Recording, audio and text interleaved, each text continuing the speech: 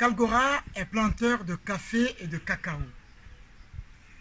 Kalgora est riche, Kalgora est beau, Kalgora est fort. Kalgora est notable dans son village, il est respecté, respectable, et tout le monde le connaît, il connaît tout le monde. Tous les jours que Dieu fait dans les plantations de Kalgora, de milliers d'hommes et de femmes y travaillent de manière acharnée. Kalgora est très riche.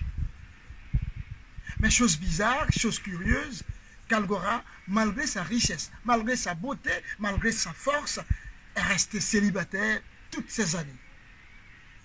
Kalgora n'est pas marié. Alors ça, le village ne le comprend pas.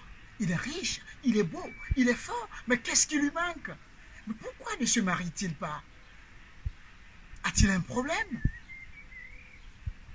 Et tous les jours, partout les villageois ne parlent que de cela. Alors un matin, la fille de Belko, le berger, entre dans la plantation de Kalgora. Une grosse calebasse de lait sur sa tête. Elle avance, elle vend du lait à tous les ouvriers qui la connaissent très bien. Elle discute avec celui-là, elle taquine celui-ci, elle rit. Et quand elle a levé la tête, elle aperçoit un homme au loin. Un homme beau, un homme grand, un homme fort. C'est Kalgora, le patron des lieux. Elle s'approche de lui tout doucement. Quel bel homme, dit-elle. À un moment, il lève la tête aussi, il aperçoit la femme venir vers lui. Waouh, mais quelle beauté, dit-il aussi. Mais voilà qu'ils sont en face l'un de l'autre. Ils se sont regardés, ils se sont salués, ils se sont mis à discuter et tout de suite l'amour est né dans leur cœur. Ils se sont aimés. Quelques jours plus tard, ils fixent leur date de mariée. Oui, ils vont se marier dans pas très longtemps. Oh, tout le village est content pour eux. Tout le village est content pour Kalgora et tout le village est aussi content pour la fille de Belko, la bergère vendeuse de lait de vache. Alors, le mariage est célébré ce matin-là. Ils ont bu, ils ont dansé, ils ont chanté.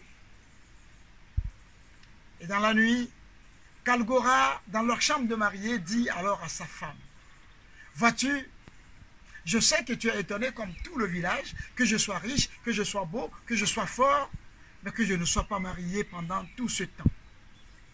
Eh bien, je vais te le dire, je ne suis pas marié pendant tout ce temps parce que j'ai beaucoup trop de principes. Je ne veux pas ceci, je ne veux pas cela. Et ça, il paraît que ça ne rime pas avec la vie de couple. Mais c'est ce que je suis désolé. Mais pour toi, je vais bien apprivoiser mes principes, mais je voudrais que tu saches, le plus cardinal de mes principes, c'est ceci. Et ça, je ne badine pas avec.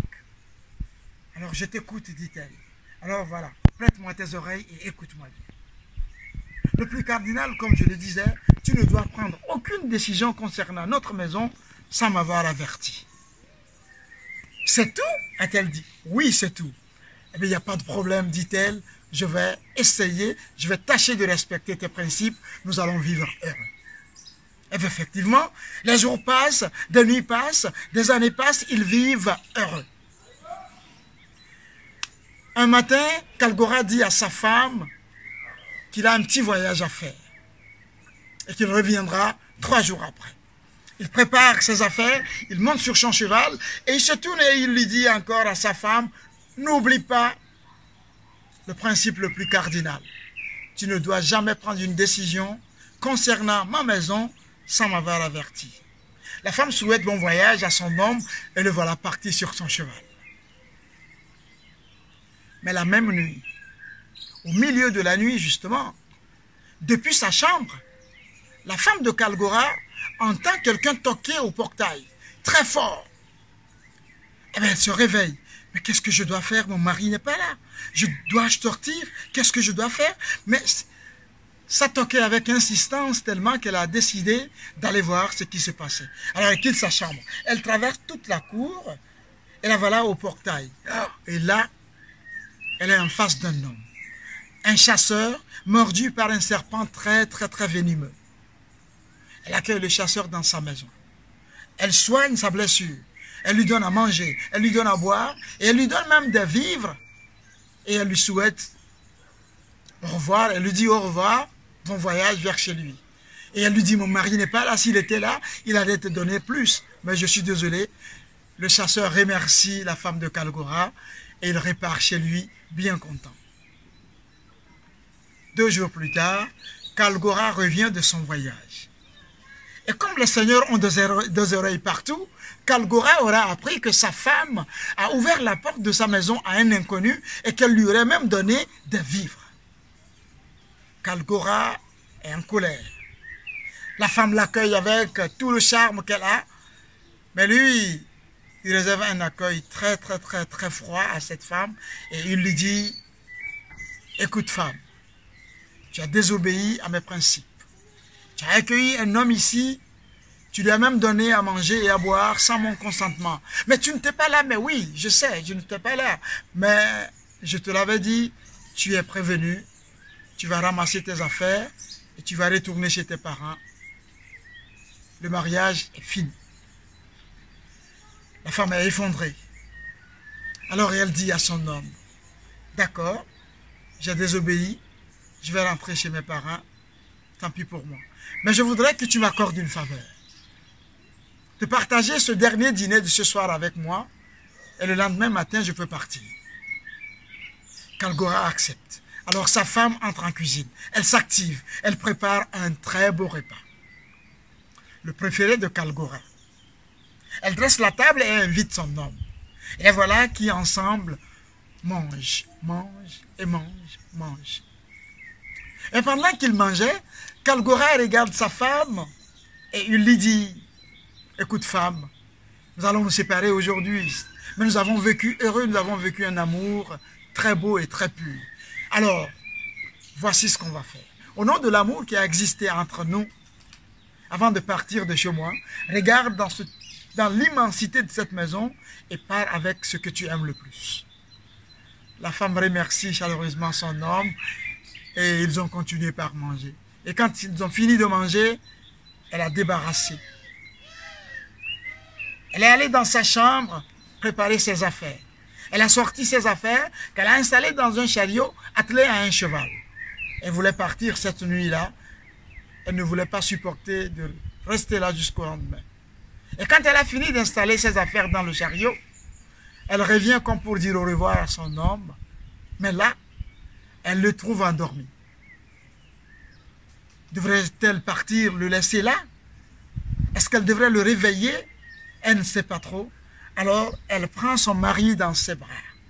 Elle le soulève et elle fait 1 pas, 2 pas, 3 pas, 4 pas.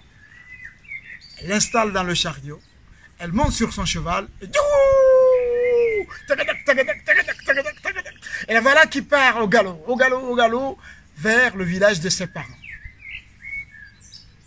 Un moment, les secousses du cheval réveillent Kalgora.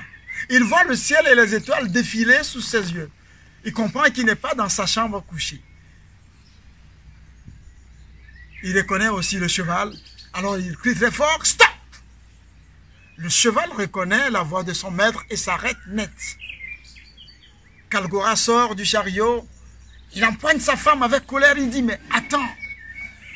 Non seulement tu me désobéis et là tu oses enlever un seigneur, tu oses m'enlever, tu enfonces ma colère. Et la femme, tout calmement, de lui dire, non mon homme, je suis d'accord que sur le premier coup j'ai désobéi, je n'ai pas respecté tes principes. Mais sur ce deuxième coup, tu m'as dit de regarder dans l'immensité de cette maison et de partir avec ce que j'aime le plus. Et moi, ce que j'aime le plus dans cette maison, c'est bien toi. Voilà pourquoi je suis parti avec toi. Kalgora soupire. Il affiche un très beau sourire. Il se jette dans les bras de sa femme et il lui dit, tu as gagné. Retournons à notre nid d'amour. Voilà le cheval qui fait demi-tour. Kalgora et sa femme ont galopé. Ils reviennent chez eux. Et l'histoire raconte qu'ils ont vécu très heureux. Ils ont eu beaucoup d'enfants. aussi riches, aussi sages, aussi beaux qu'eux-mêmes. Et mon compte est fini.